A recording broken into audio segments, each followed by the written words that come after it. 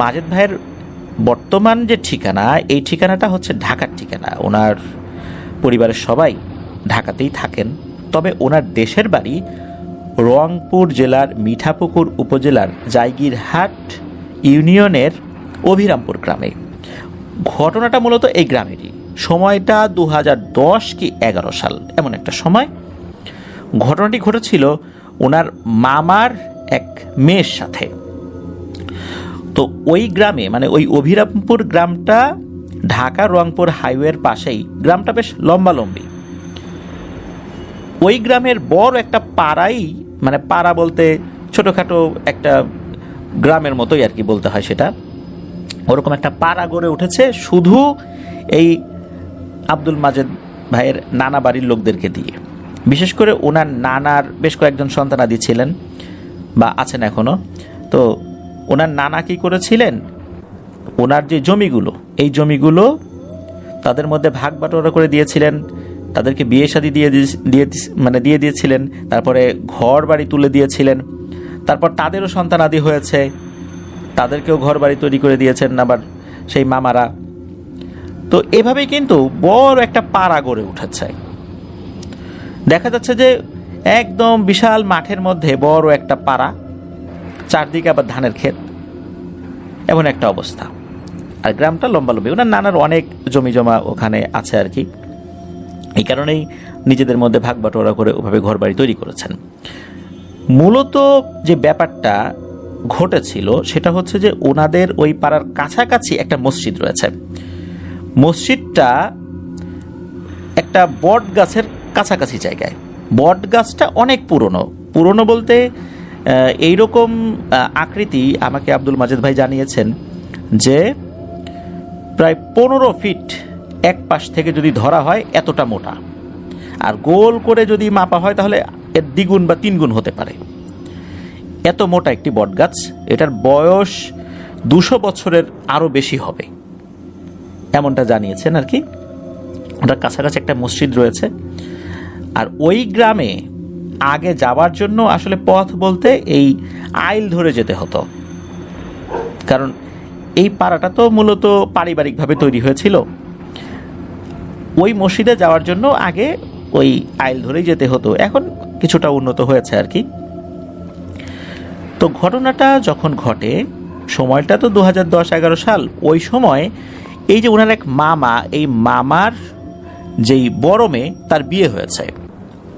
বিয়ে হবার পর, বিয়েটা হয়েছে কাছাকাছি জায়গায় আর কি, ওই একদম কাছাকাছি জায়গায়। এখন সবকিছু ঠিকঠাকই চলছে। হঠাৎ করে একদিন সকালবেলা এই মামাতো বোনের খুব জ্বর থেকেও সবচেয়ে বড় সমস্যা হচ্ছে তাকে কেউ টাচ করতে পারছে না। তাকে যেই টাচ করে, তার হাজবেন্ড টাচ করুক, তার শাশুড়ি টাচ করুক, তার পরিবারের অন্য সদস্য যারা আছে তারা সে টাচ করুক, টাচ করার সাথে সাথে সে এমন জোরে চিৎকার দিয়ে উঠছে, বলছে যে জ্বলে গেল, পুড়ে গেল। তাকে টাচ করা যায় না, যেখানে টাচ করুক সেখানে জ্বলে যায়, পুড়ে যায়, এমন ব্যথা শুরু হয়ে যায়। কি হয়েছে, হঠাৎ করে এরকম কেন? রাতের বেলা তো ঠিকঠাক ছিল, একদম দিব্যি সুস্থ, ঘরের কাজকাম করেছে আর কি, সকাল থেকে কেন এমনটা হলো? তখন উনি একটা ব্যাপার বললেন। এই ব্যাপারটা শুনেই বুঝে গেল এইটা কোনো স্বাভাবিক ব্যাপার না। উনি বললেন যে এর আগে 2জন দরবেশ টাইপের লোকের সাথে দেখা হয়েছে। 2জনের চেহারা একই রকম কিনা মনে নাই, তবে মনে হচ্ছে একই রকম, তারা একই ব্যক্তি ছিলেন। এই দরবেশ টাইপের লোকটি এসে ওনাকে কিছু কথা বলেছিলেন। কি কথা ওনার এই মুহূর্তে ওইভাবে মনেও আসছে না, তবে কিছু একটা করতে নিষেধ করেছিলেন, উনি সেটা করেন নাই। এরপর মানে এই যে যেদিন সকালবেলা ওনার এই ধরনের সমস্যা, তার আগের রাত্রে, বেশ অনেক রাত্রে বলতে কি, তখন আসলে ফজর আজান দেয় নাই এমন সময় উনি উঠেছিলেন।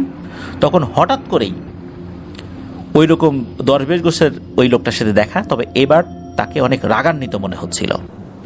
সে এসে বলল যে, মারে, তোকে কতবার করে নিষেধ করলাম, তুই কথাটা শুনলি না, আমার আর কোনো উপায় নাই।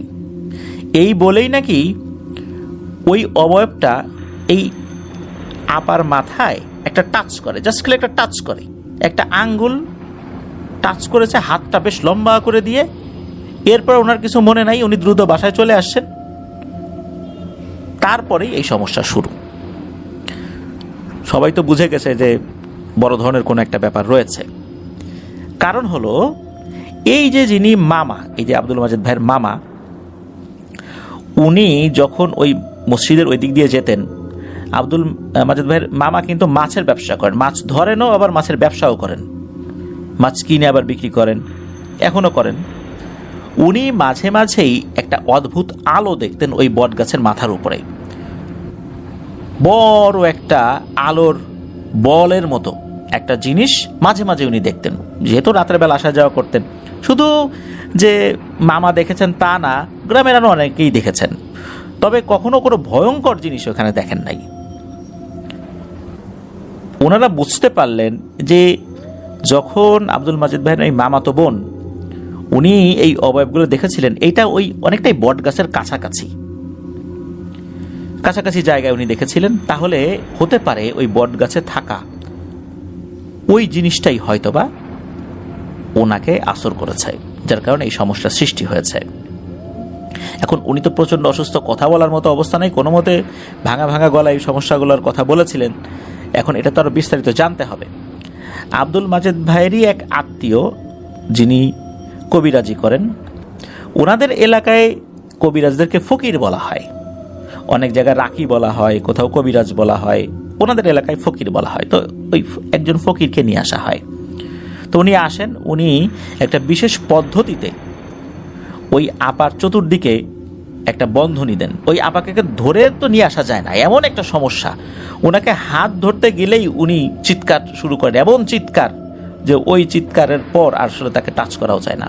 তারপর অনেক কষ্ট করে তাকে ধরে উঠোনে নিয়ে আসা হয়, চারদিকে একটা বিশেষ পদ্ধতিতে বন্ধনী দেওয়া হয় বৃত্তাকারে, কবরের মাটি দিয়ে চতুর্দিকে এক ধরনের নাকি বন্ধনী দেওয়া হয়েছিল। এরপর খুব বেশিক্ষণ সময় লাগে নাই, অল্প কিছু সময় আমল করার পরপরই ওই আপার শরীরে, তখন তো আসলে ওনার উপর যে জিন হাজির করবে এমন অবস্থা ছিল না, ওনার শরীরে যে জিন হাজির করবে এমন অবস্থা মোটেও ছিল না।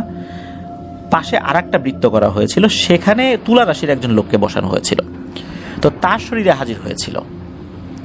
হাজির হওয়ার সাথে সাথেই একটা সালাম দেয়, খুব সুন্দর করে সালাম দেয়, আগেই সালাম দিয়েছে আর কি।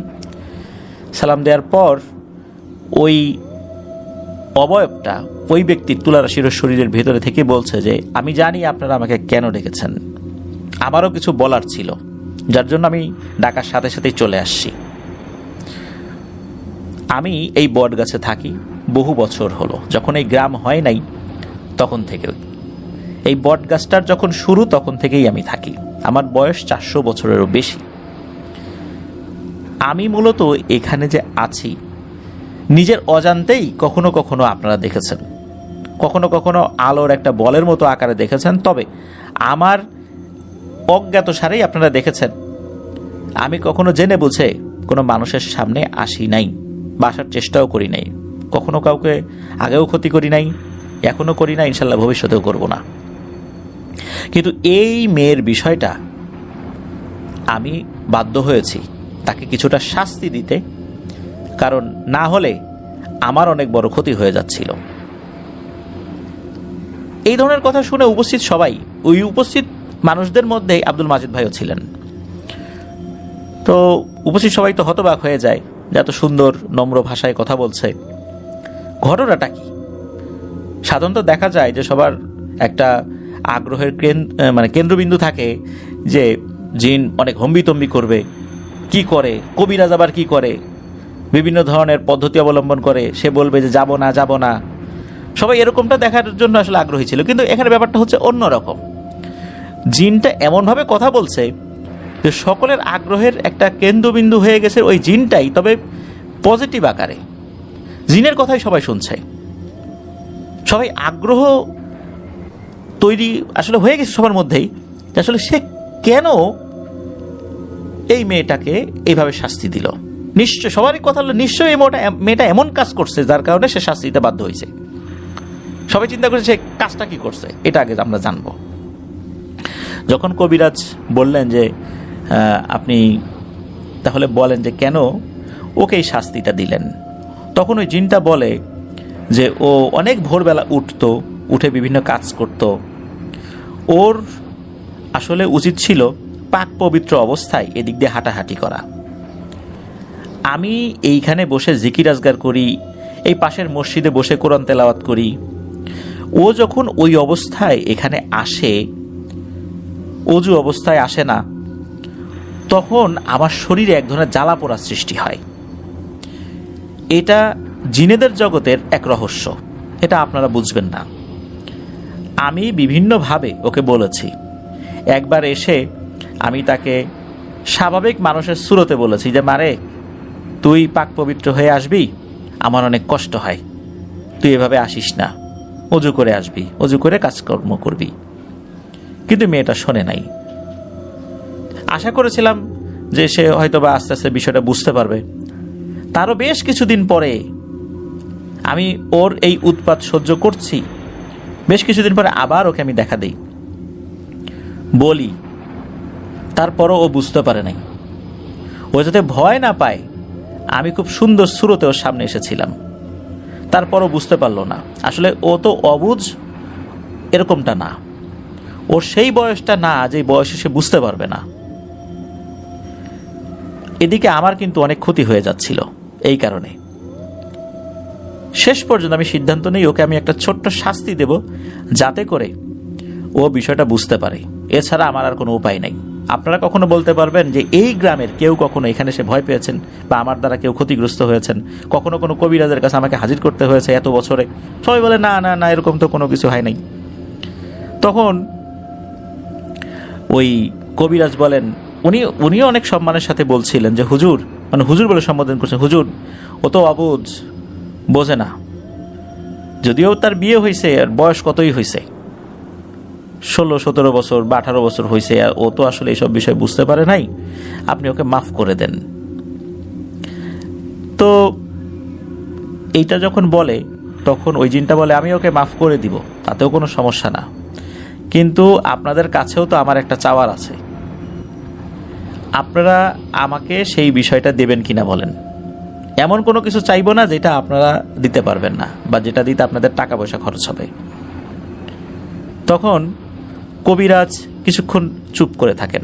চুপ করে ওখানে উপস্থিত যেই গণ্যমান্য ব্যক্তিরা ছিলেন তাদের দিকে তাকিয়ে বলেন যে আমি মনে হয় বুঝতে পারছি যে উনি কি চাচ্ছেন।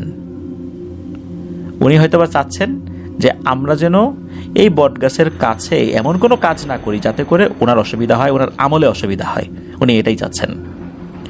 তখন উপস্থিত সবাই সম্মতি দিলেন যে আমাদের সকলের তরফ থেকে আপনি বলে দেন যে আজকের পর থেকে আমাদের দ্বারা ওনার কোনো ক্ষতি হবে না ইনশাল্লাহ।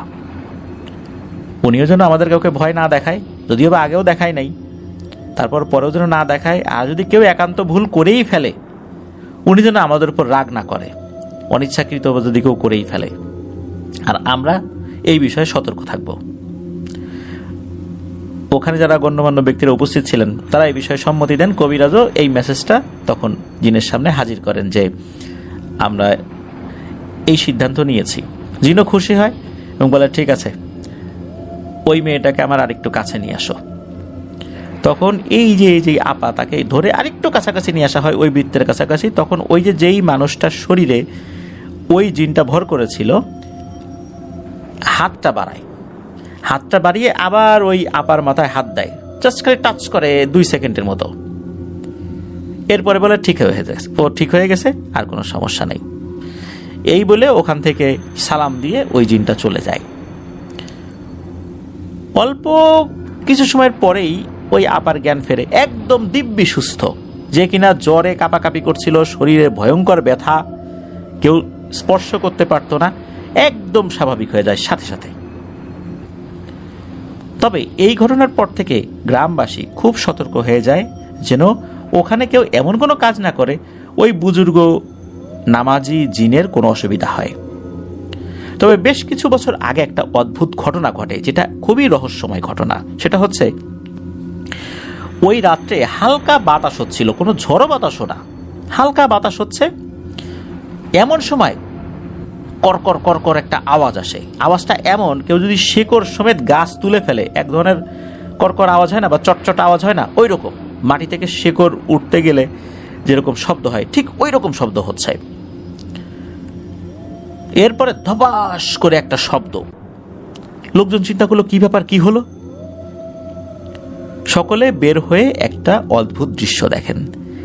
এই যেই বড় মোটা অনেক প্রাচীন এই বটগাছ, এই বটগাছটি শেকড় সমেত উপড়ে পড়ে আছে।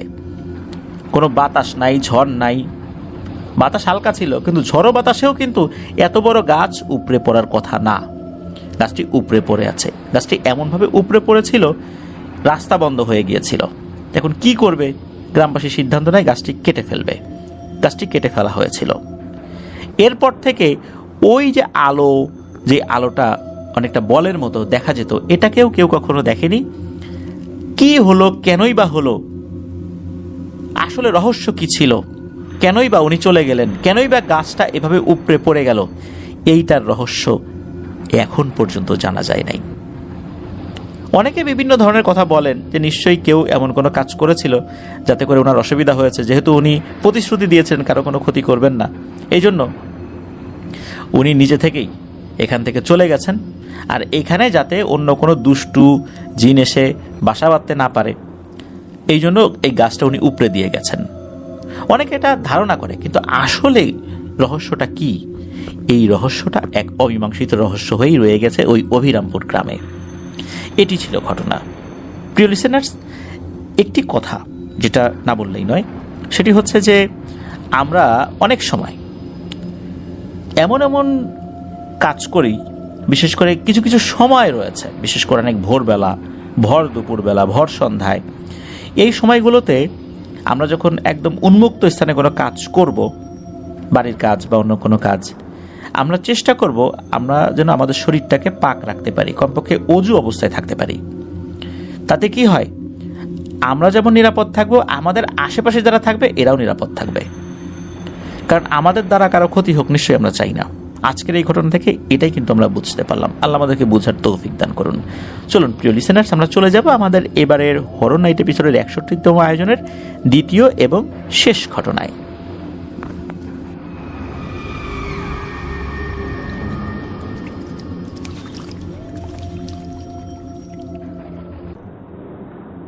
প্রিয় লিসেনার্স, এখন যে ঘটনাটি আপনাদের সাথে শেয়ার করব, এই ঘটনাটি আমাদেরকে যিনি পাঠিয়েছেন তার নাম মোহাম্মদ সাকিব হাসান সিফাত। ওনার বাড়ি ফেনী জেলাতে, তবে বিস্তারিত ঠিকানা উনি আমাদেরকে পাঠান নাই, কারণ ওনার ওস্তাদজির নিষেধ থাকার কারণে। ওস্তাদজির অনুমতি সাপেক্ষে ঘটনাটি উনি আমাদের সাথে শেয়ার করেছেন। তবে ওনার যিনি ওস্তাদ, তার নামটা উনি উল্লেখ করেছেন, তার নাম মাওলানা আসাদুজ্জামান। আর আমাদেরকে যিনি ঘটনা পাঠিয়েছেন, এই যে সিফাত ভাই, ওনার বয়স কিন্তু কম, 17-18 বছর বয়স।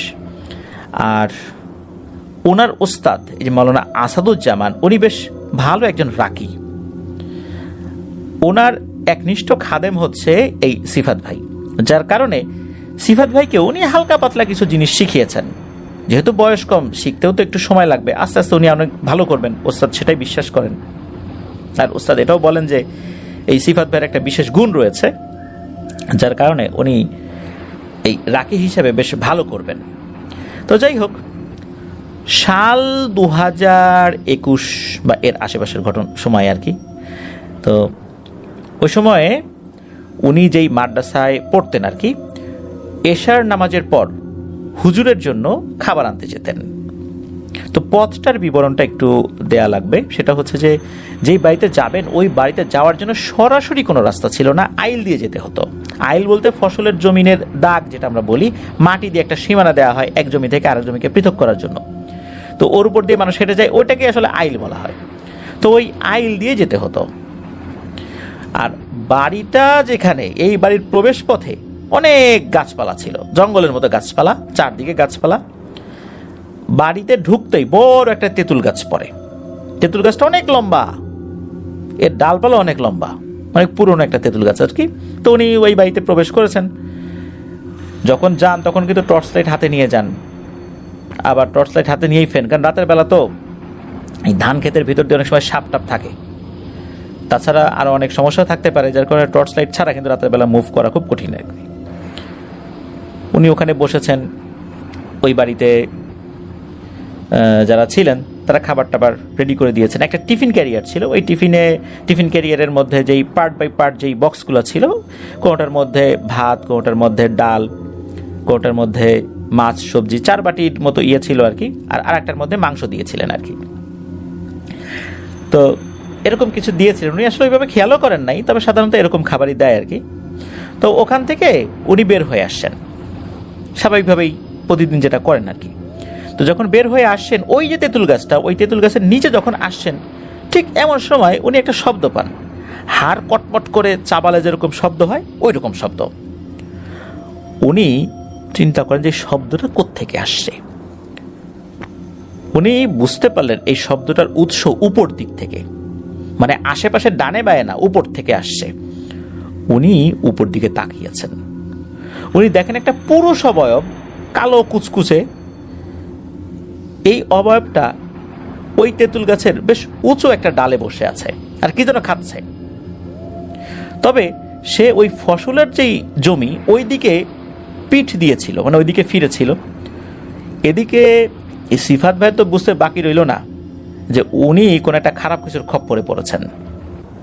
আবার এটাও চিন্তা করলেন, আরে হুজুরের সাথে তো কত কাজ করছি, হুজুর কত জিনকে বন্দি করছে, আমি সহযোগিতা করছি, আরে এটা কোথাকার কি, আরে জঙ্গলে মতো জায়গা, এখানে তো এগুলো থাকবেই।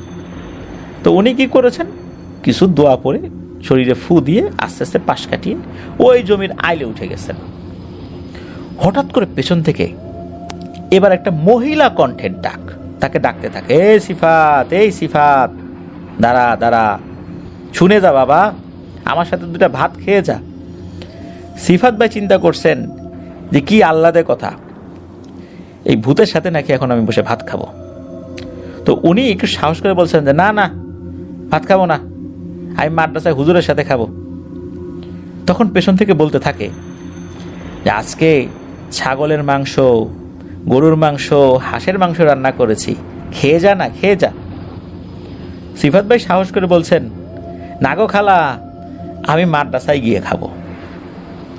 এরপর ওই মহিলা কণ্ঠটা সিফাত ভাই যিনি হুজুর, তাকে উদ্দেশ্য করে খুবই বিশ্রী ভাষায় গালিগালাজ করছেন এবং বলছে, হুজুরকে খেতে দেব না রে, আমিও সব খেয়ে নেব। আর এমন বিশ্রী ভাষায় গালিগালাজ, শেষ পর্যন্ত এই সিফাত ভাই উনি একদম অধৈর্য হয়ে যান। তখন বলে ওঠেন, তবে রে শয়তান, আমার ওস্তাদকে তুই গালি দিস, আমি তো শুরু থেকেই বুঝছি তুই কে। আর যখনই এটা উনি বলেছেন, তখনই এই মহিলা কণ্ঠটা এবার একটা কর্কশ পুরুষ কণ্ঠে রূপান্তরিত হয়ে যায়। তবে এবার মনে হচ্ছে নারী পুরুষ মিশ্রিত গলা হয়ে গেছে। ওটা বলতে থাকে যে চিনে তো ফেলেছিস, তাহলে দূরে কেন, আয় রে বাপ, কাছে আয়, কাছে আয়, তোর সাথে একটু মোলাকাত করি, কাছে আয়। আর ভয়ঙ্কর অট্ট হাসি, আর বলছে যে এইবার তোকে পাইছি রে, এখন দেখবি মজা কাকে বলে। যখন এই কথাগুলো বলেছে, এর আগ পর্যন্ত কিন্তু সিফাত ভাইয়ের মধ্যে কোনো ভয় কাজ করে নাই, কিন্তু এখন একটা ভয়ের শীতল স্রোত তার শরীর বেয়ে নেমে যায়। তখন উনি ফিল করেন যে উনি খুব ভয় পাচ্ছেন, আর এই জিনিসটা মনে হচ্ছে বেশ শক্তিশালী বটে। উনি তখন শরীর বন্ধ করার যে দোয়া, এটা পরে শরীরে ফু দিয়ে ফেলেন। আগে এমনি টুকটাক দোয়া পরে শরীরে ফু দিয়েছেন, কিন্তু এখন যখন বুঝতে পেরেছেন যে এইটা পিছু নিয়েছে খুব ভালো মতোই এবং আক্রমণ করবে, আক্রমণাত্মক হয়ে গেছে, তখন উনি শরীরটা ভালো করে বন্ধ করেছেন। এখন সাহস ধরে রাখার জন্য উনি কিন্তু ওটার সাথে কথা বলছেন, আর ওই মাদ্রাসার দিকে এগিয়ে যাচ্ছেন, বলছেন যে তুই কি আমার চিনিস, জানিস আমি তোর কি করতে পারি। তখন ওই কণ্ঠটা বলে ওঠে, তোকে আমার চিনার দরকার নাই রে হুজুর, তুই আমারে এখনো চিনিস নাই, যা আমি কে, বুঝবি আমি কে। এই কথা বলার পর আসলে সিফাত ভাই তো, উনি তো বয়স কম, এগুলোর সাথে মোকাবেলা করার মতো আসলে ওই রকম সক্ষমতা তো ওনারও তখনও হয় নাই, সময় লাগবে, আস্তে আস্তে হবে। মূলত এই সমস্ত কথাবার্তা যখন উনি বলছিলেন তার সাথে, আস্তে আস্তে সাহস তো হারাচ্ছিলেন, এইবার পুরোপুরি সাহস হারায় ফেলেন।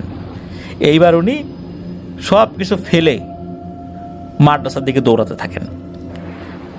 এখন এক হাতে টর্চ লাইট থাকলেও তো সমস্যা, শরীরটা ভারী হয়ে যায়। উনি ওই টিফিন ক্যারিয়ারের যা আছে সব ফেলে দিয়ে দৌড়। তবে আল্লাহর রহমতে উনি মাদ্রাসার সামনে চলেও আসেন। মাদ্রাসার সামনে এসে উনি ওনার শরীরের শক্তি হারিয়ে ফেলেন, ঠাস করে পড়ে যান, তবে অজ্ঞান হন নাই। মাদ্রাসার স্টুডেন্টরা তাকে ধরে নিয়ে আসে, তবে জ্বরটারও হয় নাই আর কি আল্লাহর রহমতে, তবে শরীরে দুর্বলতা কাজ করছিল। পরবর্তীতে হুজুর জিজ্ঞেস করেন যে কি হয়েছে, তখন উনি সব কথা খুলে বলেন যে কি হয়েছে। হুজুর বলেন, এ পর্যন্ত এই ত্রিসীমানায় কেউ ঢুকবে এই সাহস হয়নি, আর তোমাকে আক্রমণ করার সাহস কে করলো এটা আমাকে দেখতে হবে। এই হুজুর কিন্তু খুব ভালো মানের একজন রাকি। হুজুর কোনো জিনকে হাজির করার সাথে সাথে নাকি সেই জিন কাকুতি মিনতি করতে চলে যাওয়ার জন্য, মানে এমন টাইপের একজন রাকি উনি। সেখানে আক্রমণ করার জন্য চলে আসছে, তারপর আবার ওনার এক খাদেমকে আক্রমণ করছে, মানে করার জন্য চলে আসতে পারে নাই। তো হুজুর বলেন যে আচ্ছা দাঁড়াও, আমি আগে একটু তথ্য নিয়ে নেই, এটা কে। আমি আমার যে দুইজন জিন শিষ্য আছে, আলী হাসান এবং জুনায়েদ, এদেরকে ডাকি। এই আলী হাসান এবং জুনায়েদ ছিল খুবই শক্তিশালী দুইজন মুখবির জিন, মানে সংবাদ সংগ্রাহক জিন। এরা মূলত বিভিন্ন তথ্য সংগ্রহ করে নিয়ে দিত। হুজুর সেটার উপর ভিত্তি করে রুকিয়া করতেন। আসলে অ্যাকচুয়ালি কি হয়েছে সেটা না জেনে তো রুকিয়া করা যাবে না। তো হুজুর কি করলেন, এটা বিশেষ পদ্ধতিতে উনি এই আলী হাসান এবং জুনায়েদকে উনি ডাকেন। ডাকার পর তাদেরকে জিজ্ঞেস করেন যে সাকিব ভাইয়ের উপরে, মানে সাকিব হাসান সিফাত ভাইয়ের উপরে কে আক্রমণ করেছে। এরপর ওরা কিছুটা সময় নেয় যে আমরা একটু খবর নিয়ে আসি। অল্প কিছুক্ষণ পরে তারা চলে আসে এবং এসে বলে সে মুক্তি পেয়ে গেছে। হুজুর বলেন কে সে? তখন এই আলী হাসান এবং জুনায়েদ এই দুইজন যিনি বলেন যে হুজুর ভুলে গেলেন 6 মাস আগে জাইম নামে খুব দুর্ধর্ষ এক জিনকে আপনি বন্দী করেছিলেন। এই জিনটাকে কেউ মুক্তি দিয়ে ফেলেছে। এ কথা শোনার সাথে সাথে হুজুর বেশ চিন্তিত হয়ে যান যে এই জাইম নামক জিনটাকে উনি বন্দী করেছিলেন অনেক কষ্টে। এটা খুবই দুর্ধর্ষ প্রকৃতির একটা জিন, খুব শক্তিশালী জিন, কিন্তু উনি যে পদ্ধতিতে বন্দী করেছিলেন এটা তো আসলে খুব কঠিন একটা ব্যাপার যে সেটাকে কাটিয়ে তাকে মুক্ত করবে। মুক্তিটা আসলে সে পেল কিভাবে? তখন এই প্রশ্ন যখন করা হলো এই আলী হাসান এবং জুনায়েদের কাছে, তখন আলী হাসান এবং জুনায়েদ জানায় যে এইখানেই একটা ভুল হয়েছে। সেটা হচ্ছে যে হুজুর নাকি যেই বোতলে ওই জাইম নামক জিনটাকে বন্দী করেছিলেন, এই বোতলটা একটা জায়গায় মাটিতে পুঁতে দেওয়ার দায়িত্ব দিয়েছিলেন এই যে সিফাত ভাইকে। উনি কি করেছিলেন, উনি নদীর কাছাকাছি একটা জায়গায় গিয়ে নদীর পাড়ে গর্ত করে, বেশ গভীর একটা গর্ত করছিলেন, তারপরে ওটাকে পুঁতে ফেলেন। আর নদীর ওই পাড় থেকে কিছুটা দূরে দাঁড়িয়েছিল আব্দুর রহিম মিয়া নামে একজন ব্যক্তি। এই লোকটা মনে করেছে যে এই সিফাত ভাই মনে হয় কোনো একটা সম্পদ লুকাচ্ছে, কোনো গুপ্তধন লুকাচ্ছে। চিন্তা করেছে যে দাঁড়া, আমি একটু তাকে তাকে থাকি, সুযোগ বুঝে ও কি লুকিয়েছে সেটা আমি তুলে ফেলবো। সিফাত ভাই ওখানে গর্ত করার পর এমনভাবে আসলে বালিটা মিহি করে দিয়েছেন, উপরে সমান করে দিয়েছিলেন যে এই আব্দুর রহিম মিয়া নাকি ওইখানে এসে ঠিক কোন জায়গায় গর্ত এটা বুঝতে পারছিলেন না। এটা একটা বড় সমস্যা ছিল। কিন্তু উনি বেশ অনেকটা সময় বিভিন্ন জায়গায় গর্ত করেছিলেন, করতে করতে একটা সময় নাকি সেটা পেয়েও যায়। আর যখন পায় সে দেখে আরে এটা একটা খালি কাঁচের বোতল, এক ফোঁটা পানিও এটার ভিতরে নাই। রাগে ক্ষোভে এক আছাড় দিয়ে ওই বোতলটা উনি ভেঙে ফেলেছেন। কারণ রাগ হবারই কথা, এতদিন ধরে সবার আড়ালে ওই জিনিসটা খুঁজছে, গুপ্তধন মনে করে, না জানি কি সম্পদ এই সিফাত ভাই লুকায় রাখছেন। এখন দেখে সেটা একটা খালি কাঁচের বোতল। মূলত এরপরেই ওই শয়তানটা মুক্তি পেয়ে যায়। তার শক্তিটা কিছুটা কমে গিয়েছিল, সে কিছুটা শক্তি সংগ্রহ করে প্রথমেই এই সিফাত ভাইয়ের উপর আক্রমণ করার জন্য আসছিল। কোনো কারণে সে তাকে টাচ করতে পারে নাই, তবে সে আবার আসবে, এটা কিন্তু এই দুইটা জিন বলে। এখানে আরো একটি রহস্যজনক ব্যাপার রয়েছে, সেটা হচ্ছে যে এই যে আব্দুর রহিম মিয়া, উনি অল্প কিছুদিন আগেই মারা যান, নদীর পাড়ে উল্টো করে তাকে পুঁতে রাখা হয়েছিল। তাহলে বোঝাই যাচ্ছে যে এই জাইম নামক জিনটাই এই আব্দুর রহিম মিয়াকে হত্যা করেছে। তো যাই হোক, হুজুর এরপরে বিশেষ কিছু পদ্ধতি অবলম্বন করে এই জাইম নামক জিনটাকে আবারও আটক করেছিলেন, এখনো সেটা আটকই রয়েছে। এটাই ছিল ঘটনা। প্রিয় লিসেনার্স, আপনারা একবার চিন্তা করেছেন যারা রুকিয়া করেন ওনাদেরও জীবনের ঝুঁকি থাকে। যদি একবার তারা মুক্তি পেয়ে যায় তাহলে কি ভয়ঙ্কর তাণ্ডব লীলা চালাতে পারে। এই যে সিফাত ভাই, উনি তো ছোট মানুষ, ওনাকেও আক্রমণ করতে দ্বিধা করেনি, তবে কোনো এক কারণে তার উপর আক্রমণ করার চেষ্টা করেও সফল হয়নি, আল্লাহ বাঁচিয়ে দিয়েছিলেন। তো যাই হোক, এটাই বলছি যে যারা এই ধরনের কাজ করেন জীবনের ঝুঁকি নিয়ে ওনার এই কাজগুলো করেন, আল্লাহ তাআলা তাদেরকে হেফাজত করুন। প্রিয় লিসেনার্স, আজকের এপিসোড এ পর্যন্তই ছিল। আশা করছি